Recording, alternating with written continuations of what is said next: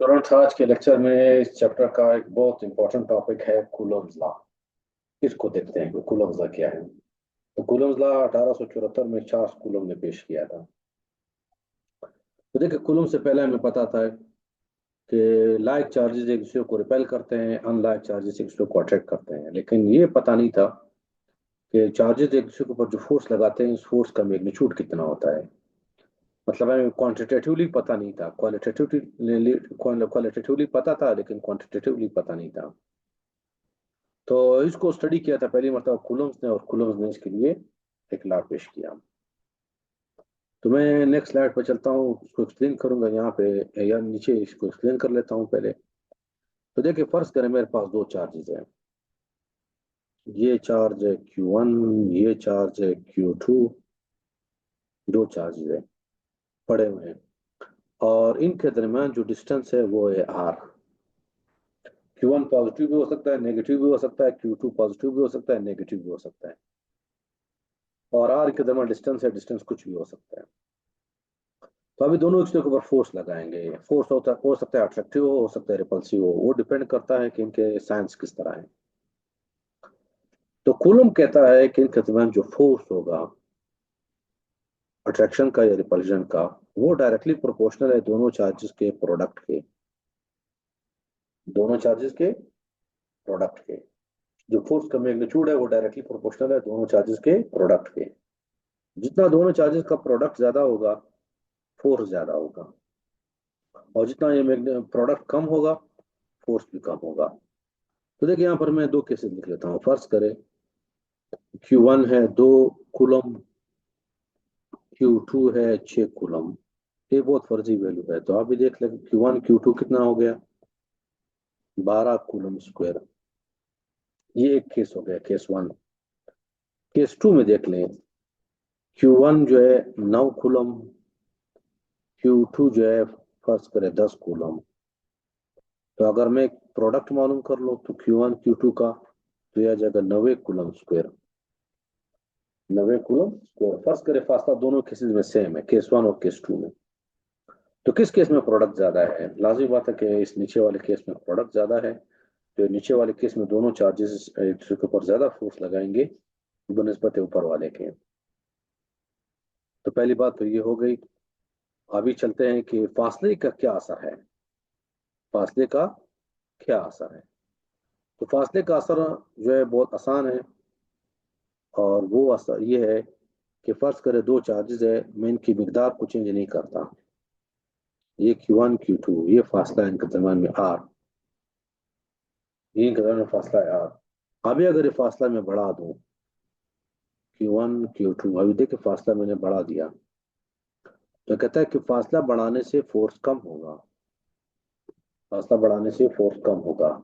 लेकिन जब फासला कम है तो फोर्स ज्यादा है, लेकिन जब फासला ज्यादा हो गया तो फोर्स क्या हो जाएगा, कम हो जाएगा। ये बिल्कुल इस तरह है जैसे मैग्नेट के केस में, जितना आप दो मैग्नेट्स को दूर ले जाएंगे उनके दरमियान फोर्स कम होता जाएगा। तो दूसरी बात इसकी ये है, ये पहली बात हो गई। दूसरी बात ये है कि F is inversely proportional to the square of distance between them. Square of distance between them inversely proportional है। देखिए, R जितना बढ़ेगा F कम होगा, R जितना कम होगा F बढ़ेगा। लेकिन यहाँ पे मैंने एक स्क्वायर लिखा है, स्क्वायर की वजह के लिए आप थोड़ा इंतजार कर लें, लेक्चर के एंड में मैं बताऊंगा स्क्वायर क्यों लिखा है, सिर्फ R क्यों नहीं लिखा। तो अगर मैं इन दोनों को कंबाइन कर लूँ, एक ही इसमें लिख लूँ रिलेशन में, तो मैं लिखूंगा कंबाइनिंग। मैं क्या लिखूंगा, combining, combining one and two. अगर आप इनको कंबाइन कर ले तो F is directly proportional to Q1 Q2 divided by R square, divided by R square. अब याद रखिए, आप लोगों ने पढ़ा है कि प्रोपोर्शनलिटी साइन हटाते हैं तो कांस्टेंट लिखते हैं। तो यहाँ पे मैं अगर कांस्टेंट लिखूंगा तो मेरे पास F इज इक्वल टू आ जाएगा K Q1 Q2 upon R square. K proportionality constant है। जब भी हम लोग ये प्रोपोर्शनलिटी का साइन हटाते हैं, इक्वल लिखते हैं, तो एक कांस्टेंट लिखते हैं, और वो कांस्टेंट यहाँ पर K है जो। तो के लिख लिया Q1 Q2 upon R square. तो ये मेरे पास कूलम्स ला आ गया, ये मेरे पास कूलम्स ला आ गया। सही। अभी सवाल ये पैदा होता है कि ये जो के कांस्टेंट है इसकी वैल्यू क्या है। के कांस्टेंट जो है इसकी वैल्यू क्या है। तो जो के कांस्टेंट है इसकी वैल्यू हम लोग अपनी मर्जी से नहीं लिख सकते कि मैं लिख लूँ 5 10 15। ये एक्सपेरिमेंट से मालूम की जाती है। तो एक्सपेरिमेंट से मालूम हुआ है कि के की वैल्यू मीडियम पे डिपेंड करता है। तो दो चार्जेस के दरम्यान में क्या मीडियम है, दोनों चार्जेस के दरम्यान में प्लास्टिक है, गत्ता है, रबड़ है, हवा है, क्या है, या कुछ भी नहीं है। और इस बात पे डिपेंड करता है कि आप लोगों ने कौन सा सिस्टम यूज किया है यूनिट्स का। तो चलो आ जाते हैं, पहला केस सिंपल केस देखते हैं कि अगर दो चार्जेस के दरम्यान में मीडियम फ्री स्पेस हो। तो पहला केस ये है कि मीडियम जो है, इफ मीडियम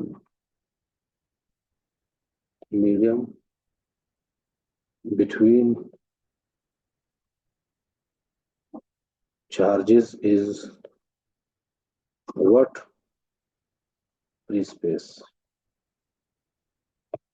अगर चार्जेस के दरम्यान में मीडियम फ्री स्पेस हो, मतलब देखिए ये Q1 पड़ा हुआ है, ये Q2 है, और इसके दरम्यान में हवा भी नहीं है, वैक्यूम है बिल्कुल, ये दरम्यान में बिल्कुल वैक्यूम है, हवा भी नहीं है। तो इस केस में हम लोग के को किस तरह लिखेंगे। तो इस केस में हम लोग जो के को लिखेंगे वो इस तरह लिखेंगे कि k is equal to 1/4 pi epsilon naught. 4 pi epsilon naught, ये ई नॉट नहीं है, एप्सिलॉन, एप्सिलॉन एक सिंबल है। एप्सिलॉन और ये आगे बबल लिखा डाला डाला हुआ है तो उसको कहते हैं एप्सिलॉन नॉट। अभी ये इस के की वैल्यू है। अभी इस के में ये जो एप्सिलॉन नॉट है इसको हम लोग कहते हैं is called permittivity of free space.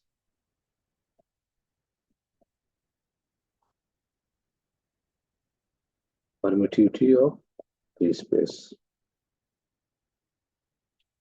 और ये कांस्टेंट आपको बताता है कि फ्री स्पेस जो है वैक्यूम, वो फोर्स को कितना अलाउ करता है दो चार्जेस के दरम्यान में, मतलब फोर्स कितना आसानी से ट्रांसमिट करता है। तो ये जो कांस्टेंट है एप्सिलॉन नॉट, इसकी वैल्यू मालूम की गई है एक्सपेरिमेंटली। और इसकी वैल्यू जो मालूम की गई है ये है तकरीबन 8.85 multiply by 10⁻⁻12 newton, -12 newton into metre square पर कूलम स्क्वेयर, पर कूलम स्क्वेयर। ये एप्सिलॉन नॉट की वैल्यू है, एक्सपेरिमेंटली मालूम की गई है। अब याद रख ले कि ये जो पाई है, पाई तो एक कांस्टेंट है, और पाई की वैल्यू तकरीबन 3.14, ये एक इरेशनल नंबर है, इसकी वैल्यू चलती रहती है। या इसको हम लोग अप्रोक्सीमेटली लिख सकते हैं कि 22/7, 22/7 के बराबर लिख सकते हैं। तो अगर आप ये सारी वैल्यूज दर्ज कर दो, एप्सिलॉन नॉट की वैल्यू यहाँ पे दर्ज कर दो, पाई की वैल्यू दर्ज कर लो, फोर से मल्टीप्लाई करके जो आंसर आएगा उसको 1 से डिवाइड करना है, 1 को उस आंसर से डिवाइड करना है, तो हमारे पास के की वैल्यू आ जाएगी 9 × 10⁻⁹ न्यूटन इंटू मीटर स्क्वेयर पर coulomb square. Newton into metre square पर कूलम स्क्वेयर। तो ये के की वैल्यू आ गई। लेकिन के की वैल्यू किसके लिए आ गई, फ्री स्पेस के लिए। सही। तो याद रखें जब भी न्यूमेरिकल दिया हो, दो चार्जेस के दरम्यान फोर्स मालूम करना हो और उसने कुछ नहीं बताया हो, तो इसका मतलब वो फ्री स्पेस की बात कर रहा है। और के की वैल्यू आप डायरेक्ट ये लिख सकते हैं, बजाय इसके लिखने के और वैल्यूज दर्ज करने के आप डायरेक्ट इस पे आ जाए कि के की वैल्यू पे ये है फ्री स्पेस के लिए। तो यहाँ तक बात क्लियर हो गई। अभी चलते हैं कि अगर दो चार्जेस के दरम्यान में कोई मीडियम हो तो फिर क्या करेंगे। तो देखिए फ्री स्पेस के लिए आप कूलम लॉ को इस तरह भी लिख सकते हो कि k फ्री स्पेस के लिए कूलम लॉ को आप क्या लिखेंगे कि 1/4 pi epsilon naught Q1 Q2 upon R square, Q1 Q2 upon R square.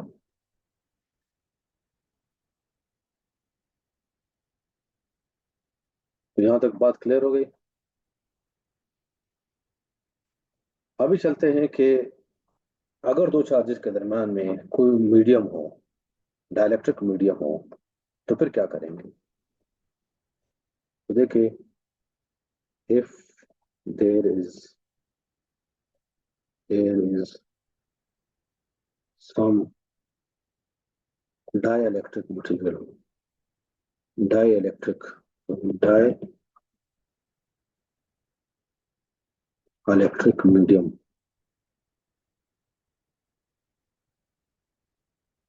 Between charges,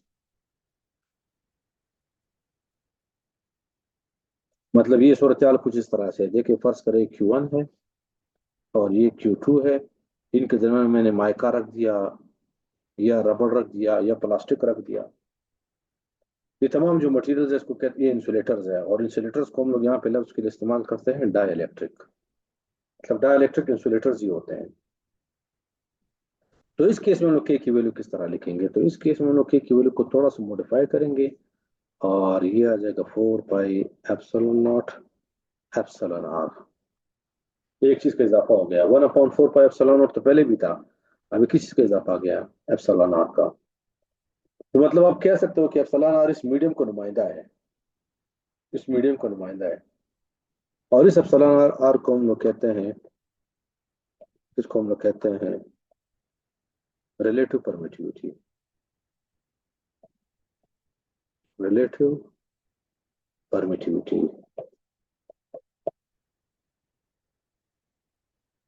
इसको हम लोग क्या कहते हैं, relative permittivity.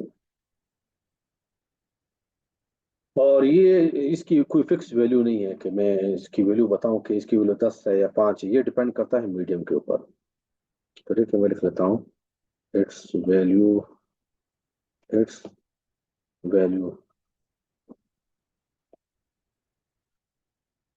It's value depends on medium, on medium. तो किस टाइप का मीडियम है, तो माइका के लिए, रबड़ के लिए, प्लास्टिक के लिए, एयर के लिए इसकी वैल्यू डिफरेंट है। और उसका बाद बुक्स में बाकायदा एक टेबल दिया गया होता है, आप अपने बुक में देख ले, इसके लिए एक टेबल दिया गया है, और लिखा हुआ है कि मटेरियल, एयर के लिए इसकी वैल्यू है 1.006, अमोनिया के लिए है 22 से 25, ग्लास के लिए तकरीबन 4.8 से लेकर 10, माइका के लिए 3 से 7.5, ये वैल्यूज है।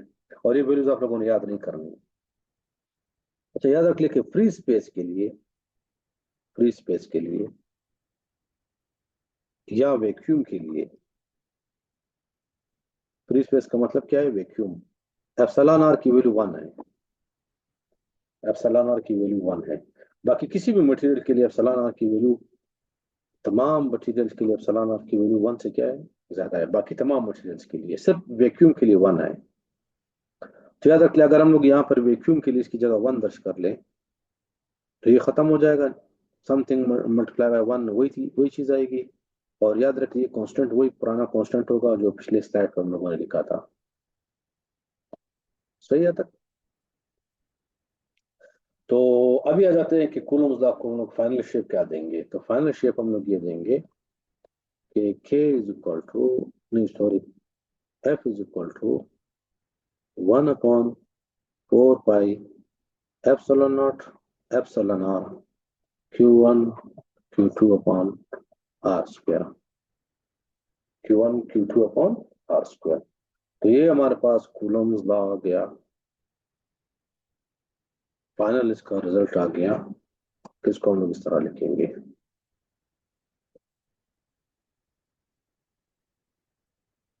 सही है तक। तो ये बात मैं उम्मीद करता हूँ कि आप लोगों को क्लियर हो गई होगी।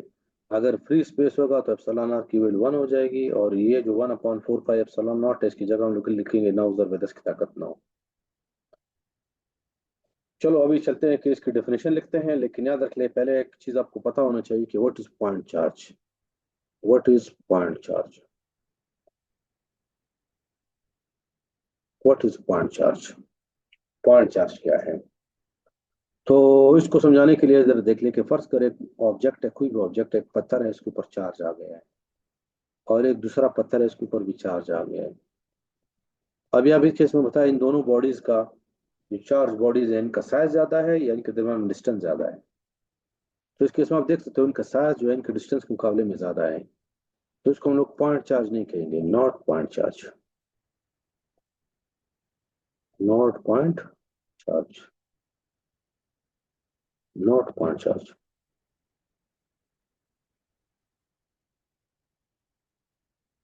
सही। लेकिन अभी दूसरा केस देख लें कि फर्ज कर एक बॉडी है, ये पत्थर यहाँ पे पड़ा हुआ है और दूसरा पत्थर बहुत दूर पड़ा हुआ है, कोई भी चार्ज बॉडी है लेकिन दूर पड़े हुए हैं। अभी इस केस में आप देख सकते हो कि इनका साइज के मुकाबले में ये डिस्टेंस बहुत ज्यादा है, साइज के मुकाबले में डिस्टेंस बहुत बहुत ज्यादा है। तो अगर इस तरह की सूरत हो तो चार्जेस को हम क्या कहते हैं, पॉइंट चार्जेस। तो पॉइंट चार्जेस हम उन चार्जेस को कहते हैं कि जिनका डायमेंशन जो होता है, साइज जो होता है, उसके मुकाबले में डिस्टेंस बहुत ज्यादा हो, डिस्टेंस बहुत ज्यादा हो।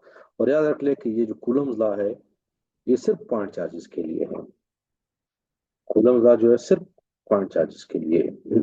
अगर कोई चार्ज पॉइंट नहीं होगा तो उसके लिए हम लोग कूलम्स लॉ इस्तेमाल नहीं कर सकते हैं। तो ये बात क्लियर हो गई।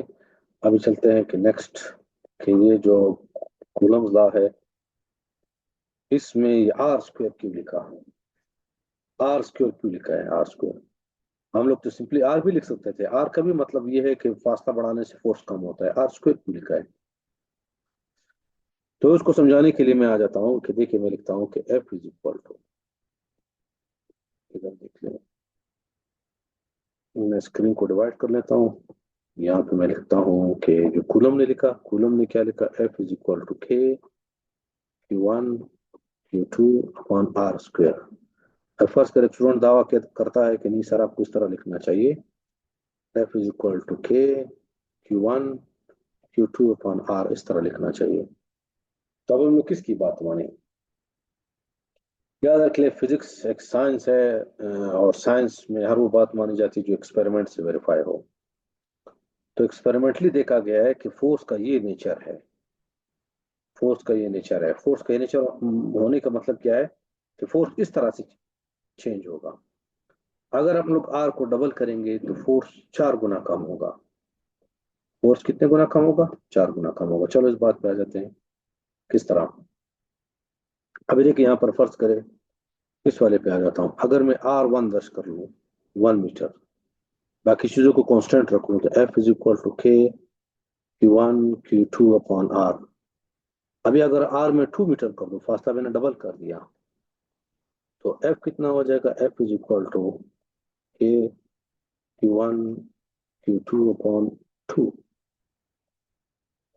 के Q1 Q2 अपॉन 2। यहाँ पे देखिए मैंने 1 नहीं लिखा, यहाँ पे 1 लिखना चाहिए। देखिए मैं आर को चेंज कर रहा हूँ, आर को मैंने डबल कर दिया, तो जब मैंने इस फार्मूले में 1 मीटर दर्ज कर दिया तो बटे में 1 आ गया, जब मैंने 2 दर्ज कर दिया तो 2 आ गया। सही। अभी इस लेफ्ट वाले फार्मूले पे आ जाए, इस वाले पे, यहाँ पे अगर मैं R1 दर्ज करूंगा 1 मीटर फर्ज करें, तो एफ आ जाएगा के Q1 Q2 अपॉन 1 का स्क्वायर 1 होता है। लेकिन अगर आर को मैं डबल कर दूं 2 मीटर, तो ये आ जाएगा एफ इज इक्वल टू के Q1 Q2 अपॉन 2 का स्क्वायर, 2 का स्क्वायर कितना होता है, यहाँ पे देखिए इसका स्क्वायर है तो 4 आ जाएगा। तो देखिए यहाँ पर हम लोगों ने फासला डबल किया है, फासला डबल किया है, लेकिन फोर्स 4 गुना कम हुआ है, 2 से डिवाइड नहीं हुआ, किससे डिवाइड हुआ है, 4 से। यहाँ पे देखिए किससे डिवाइड हो रहा है, 2 से। सही। तो याद रखिए एक्सपेरिमेंटली साबित हुआ है कि फोर्स का ये नेचर है, ये नेचर है फोर्स का, फासला डबल करोगे फोर्स 4 गुना कम होगा, फासला 3 गुना करोगे फोर्स 9 गुना कम होगा। इस फार्मूले के मुताबिक क्या है कि फासला डबल करोगे फोर्स आधा हो जाएगा, फासला 3 गुना करोगे फोर्स 3 गुना कम हो जाएगा, 9 गुना नहीं। तो चूंकि ये फोर्स का नेचर है इसलिए हम लोग उसको इस तरह लिखते हैं, इस तरह नहीं लिखते हैं। और इसको हम लोग बाज़ औक़ात कहते हैं इनवर्स स्क्वायर लॉ, इसको हम लोग क्या कहते हैं, inverse square law, inverse square law. मतलब हम लोग कहते हैं कि कूलम जो है इनवर्स, कूलम लॉ जो है वो इनवर्स स्क्वायर लॉ को फॉलो करता है। आर का देखिए इनवर्स में है, लेकिन आर का क्या आ रहा है, स्क्वायर आ रहा है, इसलिए कहते हैं इनवर्स स्क्वायर लॉ। अब एक और लॉ भी आप लोगों ने पढ़ा है जो इनवर्स स्क्वायर लॉ को फॉलो करता है, वो है न्यूटन लॉ ऑफ ग्रेविटेशन, और वो है जी m1 m2 upon R square. तो यहाँ पे भी देखिए, अगर दो अजसाम के दरमियान फासला में डबल कर दूं तो फोर्स 2 गुना कम नहीं होगा, 4 गुना कम होगा, क्योंकि देखिए आर का स्क्वायर है। अगर दो मासे के दरमियान फासला में 10 गुना करूं तो फोर्स 10 गुना कम नहीं होगा, 100 गुना कम होगा, क्योंकि यहाँ पे 10 से डिवाइड नहीं होगा, 10 के स्क्वायर से डिवाइड होगा, और 10 का स्क्वायर क्या है, 100। तो उम्मीद करता हूँ कि आप लोग को ये वजह समझ में आई होगी कि आर स्क्वायर क्यों लिखते हैं। इसकी वजह सिंपल ये है कि ये फोर्स का नेचर है। न्यूटन की कोई जाती ख्वाहिश नहीं थी कि उसको आर स्क्वायर अच्छा लग रहा था, ये फोर्स का नेचर है। चलो इसको मैं यहाँ पे एक समराइज कर लेता हूँ इस बात को। तो देखें, सॉरी यहाँ पे लिख लेता हूँ, ये Q1, ये Q2, और इनका दरमियान फासला कितना है, R, और फर्स्ट करें फोर्स F है, फासला R है, फोर्स F है। अगर इस फासले को मैं डबल कर दूं, फासले को मैं क्या कर दूं, डबल कर दूं, फर्स्ट करें फासला भी डबल है, 2R, तो फोर्स अभी कितना होगा पहले के मुकाबले में, फोर्स जो है 4 गुना कम होगा, तो ये फोर्स हो जाएगा F/4। फासला मैंने डबल कर दिया, लेकिन फोर्स 4 गुना कम हो गया। अब ये और काम करता हूँ कि फर्स्ट करें फासले को मैं 3 गुना करता हूँ, Q1, Q2, और ये फासले को फर्स्ट करें मैंने क्या कर दिया, 3 गुना कर दिया, 3R, 3R। तो फोर्स कितने गुना कम होगा पहले के मुकाबले में, देखिए पहले के मुकाबले में फोर्स में फासला 3 गुना कम कर दिया, तो फोर्स 9 गुना कम होगा। क्यों 9 गुना कम होगा, क्योंकि वहां पे आर स्क्वायर आ रहा है बटे में। इसी तरह अगर मैं फासला 4 गुना कर दूं, फासला में 4 गुना कर दूं, 4R, तो फोर्स कितने गुना कम होगा, 16 गुना। कितने गुना कम होगा भाई, 16 गुना, क्योंकि फोर्स का नेचर यही है। फासला मैंने 4 गुना कर दिया, लेकिन फोर्स कितने गुना कम हुआ, 16 गुना। तो इस फोर्स का नेचर है। अभी आप लोग को सिंपल क्विज देता हूँ, आप लोग वीडियो पॉज करके इसका आंसर दें, और इसी लेक्चर के एंड में मैं इसका आंसर भी दूंगा। तो देखिए फर्स्ट करें, दो चार्जेस है, Q1, Q2। मैंने चेक किया कि इनके दरम्यान में फोर्स है 100 न्यूटन, और फासला है 1 मीटर, फासला है 1 मीटर, ये मैंने इंफॉर्मेशन दी हुई है। अभी मैं कहता हूँ कि अगर मैं फासला डबल कर दूं, फासला मैंने 2 मीटर कर दिया, फासला मैंने 2 मीटर कर दिया, तो फोर्स अभी कितना होगा। चीजें चार्जेस को मैंने चेंज नहीं किया, मीडियम को चेंज नहीं किया, तो अभी फोर्स कितना होगा। तो आप वीडियो पास करके इसका आंसर दे रहे, थोड़ी देर बाद मैं इसका आंसर दूंगा। तो चलिए इसका आंसर पे चलते हैं। तो इसका आंसर ये है कि यहाँ पे देखिए फासला मैंने कितने गुना किया है, डबल कर दिया है। और यहाँ पे हम लोगों ने देखा कि फासला अगर आप डबल करेंगे तो फोर्स पहले के मुकाबले में 4 गुना कम होगा। तो पहले कितना था, 100 को 4 से डिवाइड करो, 100 को 4 से डिवाइड करो, तो ये आ जाएगा 25 न्यूटन। कितना आ जाएगा, 25 न्यूटन। अच्छा, अगर आप वो फार्मूला इस्तेमाल करेंगे कि F = K Q1 Q2 upon R, तो उसमें फासला डबल करने पे फोर्स 25 नहीं आएगा, 50 आएगा। लेकिन हकीकत में जो है, इस फोर्स का नेचर ये है कि फोर्स 25 हो जाएगा। तो इस तरह के एमसीक्यूज उसमें एमडीकेट के उसमें एग्जाम में बहुत ज्यादा आते हैं। फासला हम लोगों ने 8 गुना किया तो फोर्स कितना हो गया, दो चार्जेस के दरमियान फासला हम लोगों ने 12 गुना किया तो फोर्स कितना हो गया, इस तरह के क्वेश्चन आते हैं। तो अभी चलते हैं कि न्यूटन के लॉ पे, और इसकी स्टेटमेंट लिखते हैं। ठीक है, तो चलिए चलते हैं, इसकी स्टेटमेंट लिखते हैं। मुख्तसर से स्टेटमेंट में लिखूंगा और स्टेटमेंट क्या कहता है कि the force between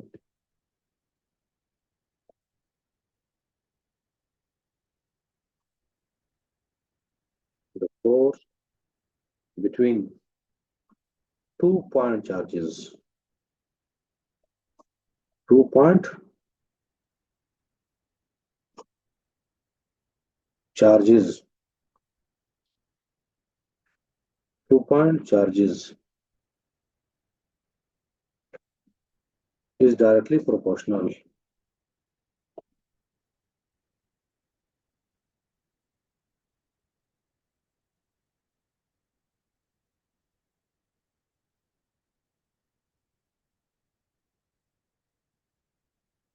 Directly proportional to the product of charges. Product of charges and inversely proportional to and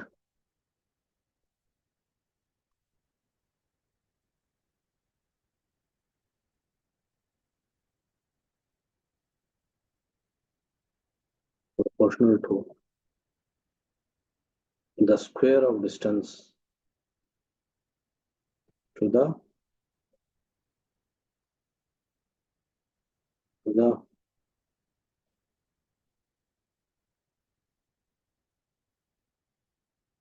square of distance between them.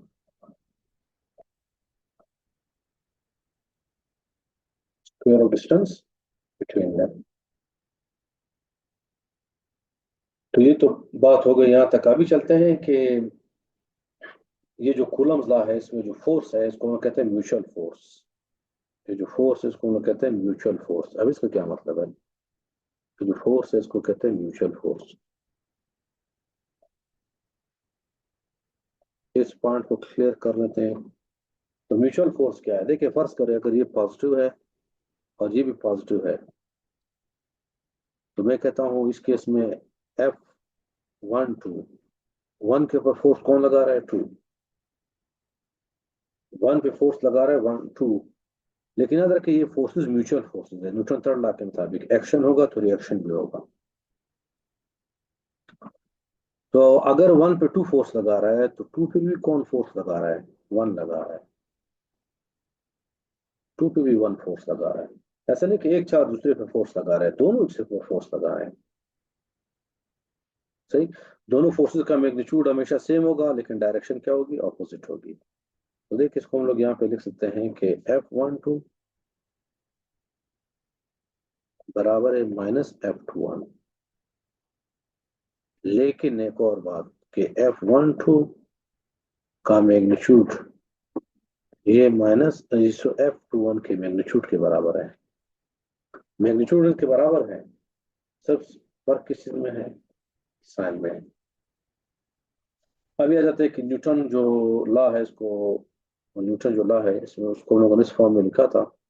इस फॉर्म में, इस फॉर्म में लास्ट लास्ट में हम लोगों ने इस फॉर्म में लिखा था।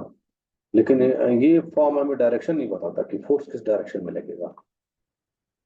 फोर्स किस डायरेक्शन में लगेगा ये सिर्फ हमें फोर्स का मैग्नीट्यूड बताएगा। तो फोर्स का मैग्नीट्यूड कितना है, डायरेक्शन नहीं बताएगा। तो डायरेक्शन बताने के लिए हमें इसको वेक्टर फॉर्म में लिखना पड़ेगा। डायरेक्शन बताने के लिए हमें इसको किस फॉर्म में लिखना पड़ेगा? वेक्टर फॉर्म में लिखना पड़ेगा। तो वेक्टर फॉर्म में हम लोग किस तरह लिखेंगे? आ जाते हैं इन वेक्टर फॉर्म। इन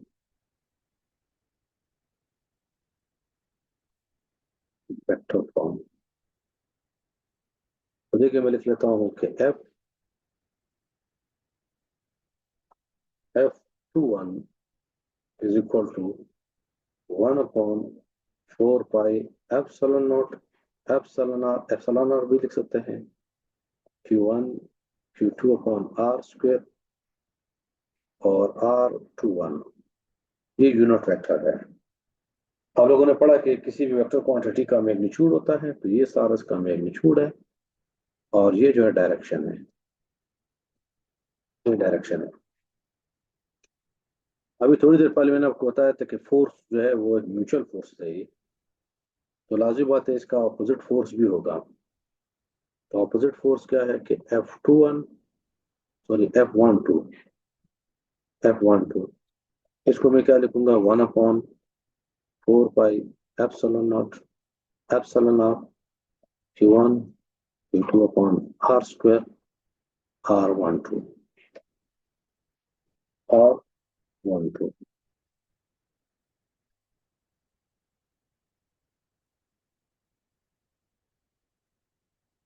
सही। अभी आ जाते हैं कि इसका मतलब क्या है।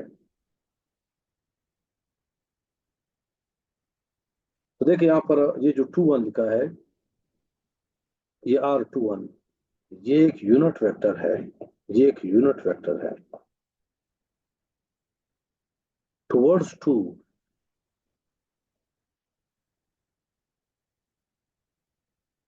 Towards Q2 from Q1 from Q1।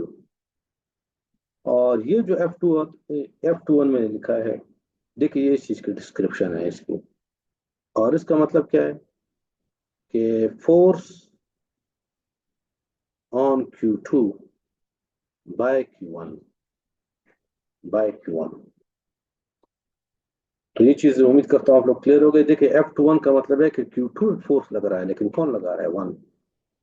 और R21 का मतलब क्या है कि 2 की तरफ एक यूनिट वेक्टर है, लेकिन किस कहाँ से शुरू होता है यूनिट वेक्टर, किस तरफ से आ रहा है, 1 की तरफ से आ रहा है। अच्छा इसी तरह याद रख लिया इसका क्या मतलब है। 1 पे फोर्स लगा रहा है, कौन लगा रहा है, 2। और ये R12 का मतलब है कि ऐसा यूनिट वेक्टर जो 1 की तरफ है, लेकिन किस तरफ से आ रहा है, 2 की तरफ से आ रहा है। तो ये बात अगर क्लियर होगी तो अभी मैं नेक्स्ट चलता हूँ। तो मैं थोड़ा जगह क्लियर कर लेता हूँ, स्पेस क्लियर कर लेता हूँ। अभी देखिए यहाँ पे मैं लिखता हूँ कि ये Q1 है, ये Q2 है। और देखिए ये मैंने यूनिट वेक्टर लिखा R21, यूनिट वेक्टर लिखा R21। और दूसरा यूनिट वेक्टर क्या है, ये है R12, 1 की तरफ यूनिट वेक्टर, 2 की तरफ से। अभी आ जाते हैं कि ये डायरेक्शन किस तरह बताता है, तो मैं इसकी जगह थोड़ी सी और क्लियर कर लेता हूँ। अभी देख ले कि फर्ज करें दोनों चार्जेस पॉजिटिव है, दोनों चार्जेस पॉजिटिव है, ये भी पॉजिटिव, ये भी पॉजिटिव, दोनों चार्जेस पॉजिटिव है। और मैं 2 पे फोर्स मालूम करना चाहता हूँ 1 की तरफ से, 2 के ऊपर फोर्स मालूम करना चाहता हूँ किसकी तरफ से, 1 की तरफ से। तो अभी देख ले ये सारी चीज तो पॉजिटिव है, ये पॉजिटिव, ये पॉजिटिव, ये पॉजिटिव, ये पॉजिटिव, ये सारी चीजें पॉजिटिव। इसका मतलब है ओवरऑल इन सब का आंसर क्या आएगा, पॉजिटिव।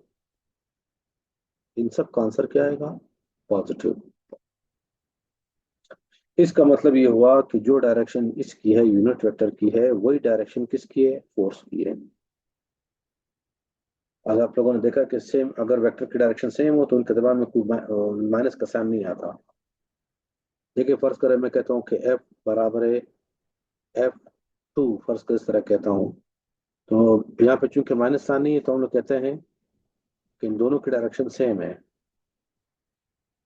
तो यहाँ पे भी आप देख सकते हो कि इस यूनिट वेक्टर, ये जो यूनिट वेक्टर है, ये यूनिट वेक्टर और इन ये जो दोनों है, यहाँ पे सिर्फ पॉजिटिव साइन आ रहा है। इसका मतलब जो डायरेक्शन इसकी है वही डायरेक्शन इसकी है। तो यहाँ से हमें पता चला कि 2 के ऊपर जो फोर्स लगा रहा है 1, वो इस तरफ है। 2 के ऊपर जो फोर्स लगा रहा है वो इस तरफ है, सही। अब एक और केस देखते हैं कि फर्ज करें एक पॉजिटिव है एक नेगेटिव है, तो फिर क्या होगा। चले आ जाते हैं, एक चार्ज को पॉजिटिव लेता हूँ, एक को नेगेटिव लेता हूँ, ये पॉजिटिव ये नेगेटिव। अभी मैं मालूम करना चाहता हूँ कि F21 की डायरेक्शन किस तरफ है। टू के ऊपर जो फोर्स लगा रहे हैं वन, वो किस तरफ है। तो अभी आप लोग बताएं, पहले कॉमन सेंस है कि टू के ऊपर जो फोर्स लगा रहा है वन, वो इस तरफ होना चाहिए। टू के ऊपर जो फोर्स लगा रहा है वन, वो इस तरफ होना चाहिए। अभी इक्वेशन से चेक करते हैं इक्वेशन क्या बता रहा है। तो इक्वेशन ये बता रहा है कि ये पॉजिटिव, ये नेगेटिव, ये क्वांटिटी पॉजिटिव, ये सारा पॉजिटिव। तो overall positive multiply by negative, ये ओवरऑल आंसर इसका क्या आएगा, नेगेटिव। इसका मतलब ये हुआ कि ये जो चीज है ये सारी क्या आएगी, नेगेटिव, नेगेटिव आएगी। इसका मतलब ये हुआ कि F21 जो है वो इस यूनिट वेक्टर के ऑपोजिट है, ऑपोजिट है।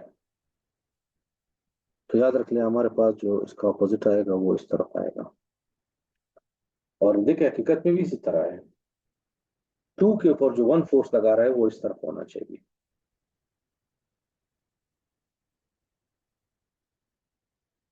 सही है। तो आप एक दूसरे के लिए भी चेक कर सकते हैं। इस चीज पे इतने ज्यादा डिटेल में जाने की जरूरत नहीं है, एग्जाम में आप लोगों ने सिर्फ ये लिखना है कि in vector form we can write this. ये थोड़ा सा मैंने आइडिया दे दिया कि किस तरह यूनिट वेक्टर की मदद से हम लोग फोर्स की डायरेक्शन भी बता सकते हैं। तो सिंपल सा आइडिया ये है कि हम लोगों ने पहले यूनिट वेक्टर को बयान करना है, डिफाइन करना है, फिर देखना है कि ये क्वांटिटी पॉजिटिव आ रही है नेगेटिव आ रही है। अगर पॉजिटिव आ रही है तो जो डायरेक्शन इसकी है वो इसकी है, और अगर ये क्वांटिटी नेगेटिव आ रही है तो जो डायरेक्शन इसकी है, इसकी डायरेक्शन उसके ऑपोजिट होगी, ऑपोजिट होगी। तो कूलम लॉ पे आज के लिए इतना लेक्चर काफी है। कल नेक्स्ट लेक्चर में हम लोग देखेंगे कि मीडियम का, अगर दो चार्जेस के दौरान मीडियम हो या फ्री स्पेस हो, तो किस केस में फोर्स ज्यादा होगा, इस केस को हम लोग डिस्कस करेंगे।